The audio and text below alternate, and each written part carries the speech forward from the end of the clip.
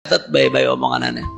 Ya, andai kita dizalimin orang, maka lebih baik kita di posisi mazlum daripada posisi zalim. Ya, catat baik-baik. Ya, seapapun yang kita hadapi, ya kita berusaha supaya nggak dizalimin. Kita juga punya hak untuk mempertahankan hak kita. Tapi kalau nggak ada pilihan lain, pilihannya cuma mentok. Ente ngezalimin atau dizalimin, mendingan dizalimin daripada ngezalimin. Karena hakikatnya kita kalau dizalimin orang, ya, dizalimin orang, dimusuhin orang, dicaci maki orang, dihina orang, hakikatnya tuh kita menang. Walaupun yang zalim ini kelihatannya dia yang menang. Orang yang zalim itu sehebat apapun, sekuat dia apapun, hakikatnya dia kalah. Orang yang dizalimi itu selemah apapun, setidak berdaya apapun, hakikatnya dia menang. Kenapa anak katakan demikian? Ini kalau kita ngelihatnya pakai kacamata hakikah. Kok bisa seperti itu Habib? Ya, karena kita nih taruh kita dicaci maki, dihina. Kita dihina padahal kita nggak melakukan itu, tapi kita dihina dengan sifat-sifat yang nggak ada pada diri kita. Difitnah, dihina. Nah, kita dihina antara dua. Kalau kita nggak maafin, nanti kita dapat pahala dia di akhirat. Kalau pahala dia habis, ya, dosa kita diambil buat dia. Jawab yang jujur, kita untung apa kagak? Untung. Dan di hadis Nabi SAW bertanya, atadruna manal muflis? Kalian tahu nggak siapa orang yang muflis, yang bangkrut, yang rugi? Sahabat ada yang bilang, ya Rasulullah, al-muflisu fina man la dirham wa la dinar. Yang muflis di antara kami, yang bangkrut, yang rugi, yang nggak punya uang, nggak punya dirham, nggak punya dinar, nggak punya harta, banyak utang, itu yang bangkrut ya Rasulullah. Kata Rasulullah, bukan. Muflis itu, orang yang rugi itu, orang yang datang dengan pahala, amal ibadah, dia datang dengan pahala, amal ibadah, sedekah, zikir, ngaji, sholat, dan lain sebagainya. Tapi ternyata, faqad syatama hadza, dia udah nyaci fulan, maki fulan, ngehina fulan, mukul fulan, numpahkan darah fulan, ngerampas hartanya fulan. Dibawa nih, ibadah banyak, tapi ternyata PR-nya banyak juga, tanggungannya banyak juga yang belum dia selesaikan di dunia. Akhirnya apa yang terjadi? Kata Nabi SAW, bangkrut tuh orang, padahal bawaannya udah banyak. Bangkrut. Pahalanya orang yang ngezalimin diberikan kepada mazlum, kepada orang yang dizalimi. Kalau pahalanya udah habis bagaimana? Maka dosanya orang yang mazlum, yang dizalimi, diambil, diberikan kepada orang yang menzalimi dengan segala bentuk kezalimannya.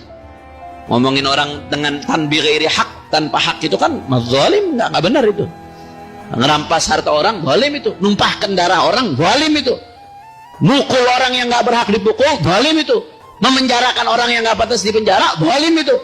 Ngambil harta orang yang dia nggak berhak, zalim itu. Dengan segala bentuk kezalimannya. Begitu di akhirat nanti dia bawa amal macam-macam. Kesian. Ya, pahalanya diberikan kepada orang yang mazlum. Kalau pahalanya habis, dosa yang mazlum diberikan kepada yang zalim. Saya mau tanya, kalau yang didapatkan oleh si mazlum seperti ini, berarti kalau kita ngelihat pakai kacamata hakikat, dunia sementara, nggak ada apa-apanya, akhirat selamanya, berarti hakikatnya orang yang lagi dizalimin menang apa kagak?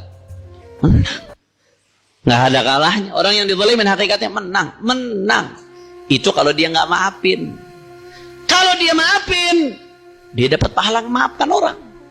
Jadi orang yang dizalimi, yang dihina, yang dicaci, yang dirampas hartanya, ya, dia dalam keadaan apapun dia hakikatnya menang. Sebaliknya, orang yang menzalimi, kuat sekalipun, yang mencaci, menghina bighairi hak, tanpa ada alasan yang dibenarkan oleh syariat.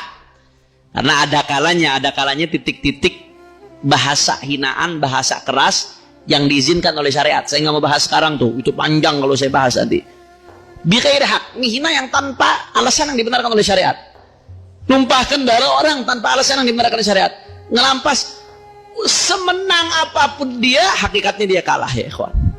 Sekuat apapun dia, hakikatnya dia kalah. Na'udzubillah min. Makanya enak kita bu, Pak, kalau kita ngelihat pakai kacamata hakikat, sebenarnya jadi orang Islam, jadi orang mukmin, apapun yang dihadapi udah nikmat aja. Sabar, ada musibah, sabar dapat pahala. Ajaban ni amril mukmin, kata Nabi, aku ni takjub dengan perkara orang beriman. Ada musibah dia sabar dapat pahala, ada nikmat dia syukur dapat pahala. Aku takjub dengan orang yang beriman. Ya, dia dizalimin, dia maafin, dapat pahala ngemaafin. Dia nggak maafin, dapat pahala dari orang yang ngezalimin.